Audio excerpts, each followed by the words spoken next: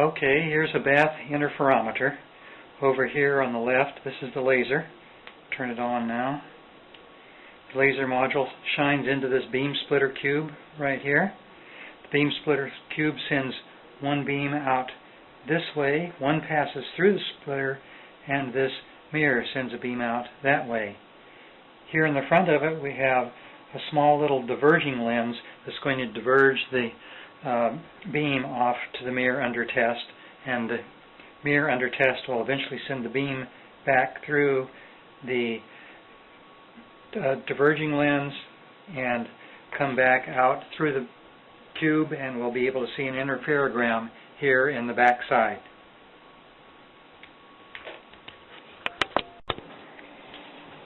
For course positioning controls, I can move the tripod that the interferometer is mounted on. I can move it forward and back, of course, and sideways any way I want. But I can also, it's nice to be able to have course up and down adjustment. In addition to the course controls, I also have fine adjustment on the interferometer. I can get it to move left and right with this fine control. I can get it to move up and down with this one.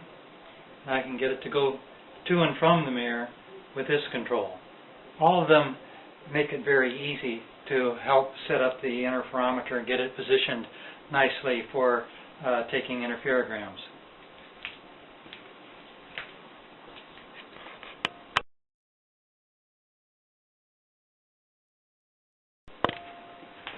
Setting up an interferometer is just much like setting up a Foucault stage or a Rankine stage.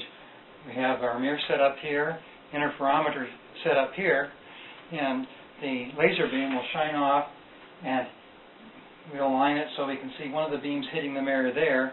There is a large beam expanding onto the mirror, and that beam is shining back towards the interferometer, and we can use that to help us find the radius of curvature of the mirror where we want to set up the interferometer.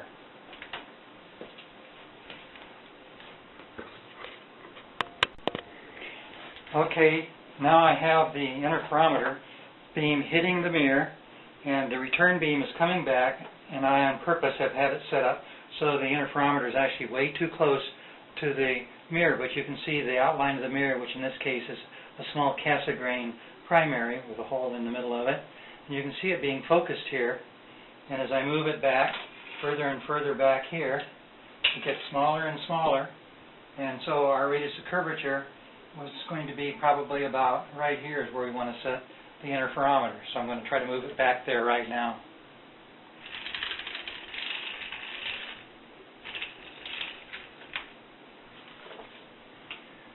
So now I've gotten a smaller beam. Let's move it back right about there. And the next I have to do is I want to get this beam centered back onto the laser. Centered back onto the expanding lens. So I'll do that by raising the interferometer.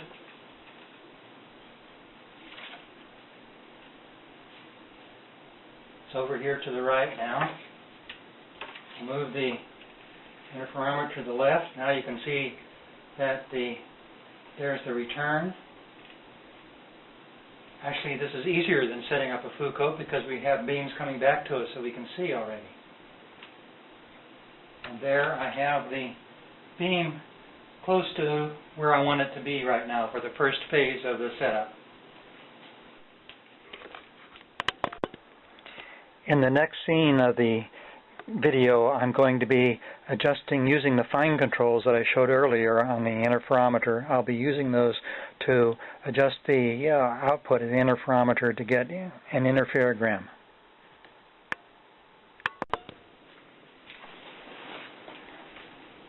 Alright, now I have the beam, the interferometer set up pretty close to radius of curvature. So you can see here is the wide beam scattering out. Here's I can move it left or right, and you might not be able to see it, but there's an interferogram starting to appear here on the edge. It has a bullseye circle in it, and so I move the interferometer up and down until I get that bullseye circle where I want to. where I want it. In this case, I want it a little bit more in the center of the mirror.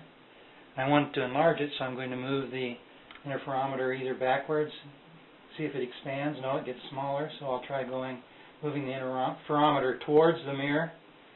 And the interferogram is starting to expand now as it goes across the mirror.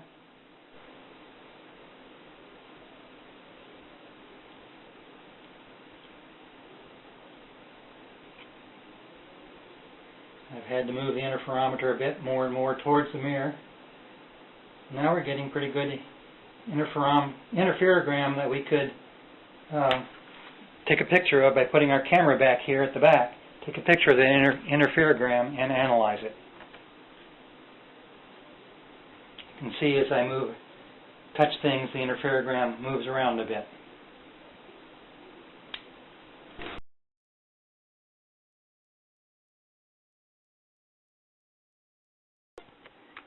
Okay, now I'm holding the camera behind the interferometer where I had the screen a minute ago. I apologize, I can't hold it very steady because I don't have a tripod on it right now, but that's what the interferogram looks like. There are several ways to capture the interferogram using a camera. Here's what I like to do. I have a Nikon digital camera that I put old Nikon lenses on that can be had very cheaply.